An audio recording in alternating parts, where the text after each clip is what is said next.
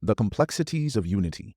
A brief analysis of 1 Corinthians chapter 11, verses 17 to 34 by Eliezer A. Graterol. Eliezer A. Graterol, Ph.D. D-Min, is a professor of world religions and missions at Southern Adventist University, Collegedale, Tennessee, United States. Several years ago, I had the privilege of pastoring a small country church where members gathered several times a week to hear God's word, seek solace, and enjoy communion. This close-knit community drew many to Jesus.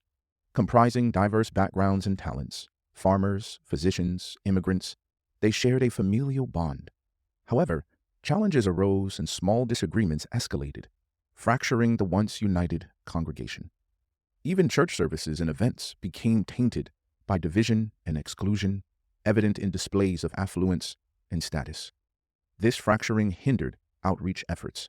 As their pastor, I felt deeply frustrated and saddened by these developments. During one celebration of the Lord's Supper, members acknowledged losing sight of its true meaning. They began to confess their sins and commit to rediscovering fellowship and unity. Barriers dissolved as hands reached out to bridge divides. In the days that followed, the church aimed for reconciliation, knowing that only together could they honor the true essence of communion and their faith in Jesus. The first epistle to the Corinthians, written by the Apostle Paul, offers a fascinating glimpse into issues related to unity in the church in the context of one of the most important of Jesus' institutions, the Lord's Supper.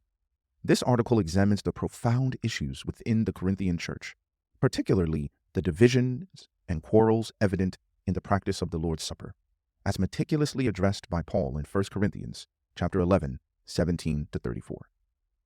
Corinth, a nexus of diversity. Paul's upbringing is marked by three interconnected worlds: Judaism, Hellenism, and Roman culture. They contributed to Paul's unique perspective and greatly influenced his writings, particularly the first letter to the Corinthians.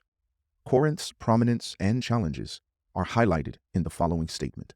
Quote, "During the Roman period, Corinth was the undisputed political and commercial leader of the Greek cities. Its dual harbors made it one of the maritime powers of the world. As one would expect in a port city like Corinth, almost every conceivable cult had found its way there. That prostitution flourished in a port city like Corinth is beyond dispute." End quote. Despite the cultural and religious complexities, the gospel triumphed in Corinth, leading to the establishment of a Christian community. However, the Corinthian church, like many of our congregations today, faced significant challenges, with division and quarrels among its members emerging as one of the most pressing issues. The Lord's Supper, a microcosm of division. The division and quarrels within the Corinthian church found a poignant expression in the practice of the Lord's Supper, as elucidated by Paul in 1 Corinthians chapter 11, 17 to 34. Paul's rebuke is clear and forceful, addressing the harmful nature of the Corinthian gatherings and the blatant divisions among members during the sacred observance. The Church of Corinth faced several challenges and problems. Here, Paul is about to address one of these challenges manifested in the context of the Lord's Supper. No problem is greater or more dangerous within the Christian church than division and animosity among the members. Sadly, this regrettable reality is evident in many of our churches today. The Corinthian church did not have any problem gathering together. The issue lay in the manner in which they were doing so. The notion of quote-unquote gathering together is reiterated in the narrative at least 5 times. In the milieu of the first century, societal divisions were pronounced. Distinctions prevailed between the Greeks and the barbarians, those proficient in Greek and those not, individuals with the privileges of Roman citizenship and those without, the demarcation between the intellectual elite and the uninformed, and the dichotomy of free individuals and slaves. Despite this social landscape, the Corinthian church, rather than promoting solace and fellowship, appeared to have overlooked the significance of the koinonia, as aptly articulated by theologian Leander Keck. Quote, "The Corinthians who are abusing the Lord's Supper have minimized or lost the basic Pauline sense that the life of faith is a life of community." End quote. The term schisma in verse 18 denotes a split, gap, division, rent, or schism. This division became notably apparent during church gatherings. The primary issue addressed by Paul in this context is the exclusion and indifference toward the less fortunate. In their observance of the Lord's Supper, the Corinthians discriminated against the poor. Paul condemned this perversion, stating that Christ would not accept their act of worship. Paul's criticism was that there were divisions among the Corinthians, but he had already addressed this issue extensively in chapters 1 through 4. Here, he focused on the divisions that existed when the Corinthians came together as a church. Abuse of the Lord's Supper, exclusion, and humiliation. The abuse manifested in the exclusion of the less fortunate as the wealthier members indulged in lavish banquets while leaving the marginalized to languish. This abuse not only betrayed the concept of the koinonia, but also transformed the Lord's Supper into a self-serving feast devoid of its sacred purpose. During that era, a prevalent Roman custom involved affluent individuals inviting their close associates early to banquets, serving them the finest dishes in a designated area known as the triclinium, or the dining room. The Corinthians adopted this Roman practice. Consequently, within a relatively small space capable of accommodating only a handful of people, the intimate friends of the wealthy guests were hosted. As a result, individuals of quote-unquote lesser status within the church were compelled to be dismissed to the atrium, a more expansive area situated in the center of the house. It is likely that the Corinthians executed this practice deliberately, thereby delineating a distinction or division as denoted by the term schisma based on social status. The early church celebrated the Lord's Supper with great banquets. These meals came to be known as quote-unquote love feasts. They probably climaxed in an observance of the Lord's Supper. In their meals, the Corinthians favored the privileged and rich. If the Lord's Supper was observed in Corinthian homes, the rich and powerful may have been allowed to eat first. They magnified the harm by leaving nothing for the others. Such social practices were so common that it would have seemed natural for the church to do the same.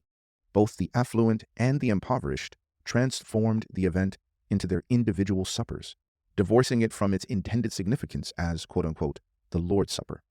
The humiliation of the poor, relegated to the atrium according to verse 22, compounded the issue. Paul's condemnation also targeted the excessive consumption of food and drink, leaving little for the working class, who might arrive later, as evidenced in verse 21. The absence of all members or the dismissal of some, due to social status, precluded a true gathering around the table.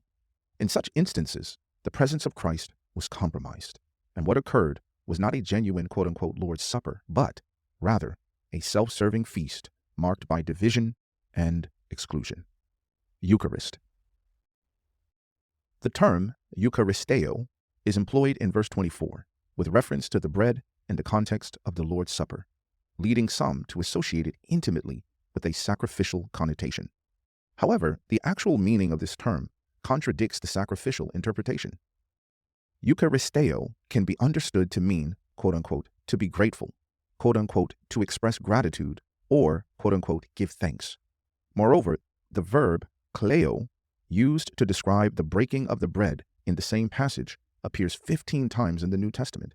Notably, in most instances, this verb is used either when Jesus performed the miracle of multiplying the bread or during the Last Supper. Following the breaking of the bread, Jesus distributed it to his disciples, suggesting that the term breaking bread could be a technical phrase for koinonia and communal partaking. The emphasis lies not merely in the breaking of a single loaf, but in how many members of the body of Christ come together to partake of that shared loaf. This action should be approached as a cause for celebration, marked by joy and thanksgiving, rather than viewed as a sacrificial act. In remembrance of me. The expression, quote-unquote, in remembrance of me, is reiterated twice in the narrative and finds its roots in Jewish heritage. Within the context of Paul's three worlds, Judaism, with its emphasis on remembrance, prompted a continual reflection on Israel's traditions. This practice underlines the significance of recalling and acknowledging the historical context of shared beliefs. In the gatherings marked by koinonia, only Christ deserves exaltation and praise, emphasizing the exclusive centrality of Christ in the communal activities of believers. Proclaim the Lord's death until he comes.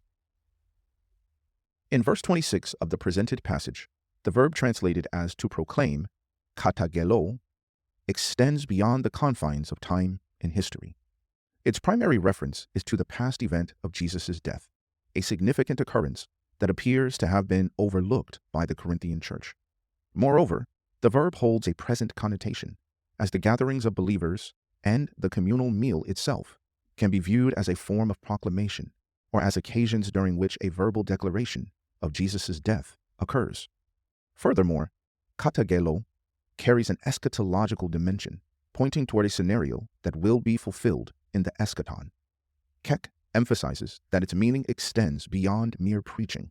It encompasses a broader sense wherein individuals, by fully embodying the new life in Christ, make their faith known by manifesting their beliefs in their actions.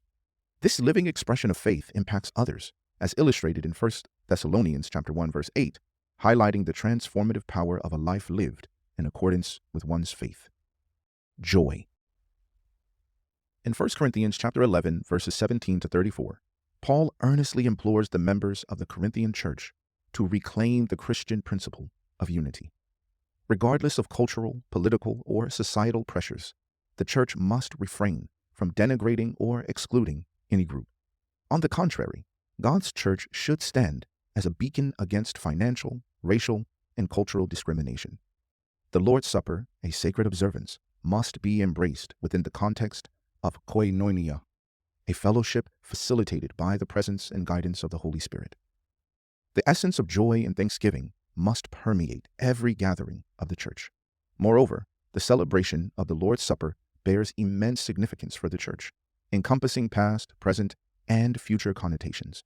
In each instance, when believers unite to partake in the Lord's Supper, they engage in a simultaneous remembrance of Christ's past sacrifice, appreciation for present benefits, and anticipation of his future return. It is within this multifaceted framework that the profound significance and enduring importance of this communal experience are rooted. For bibliographical and biblical references on this article, and for much more content for pastors and church leaders, please visit ministrymagazine.org.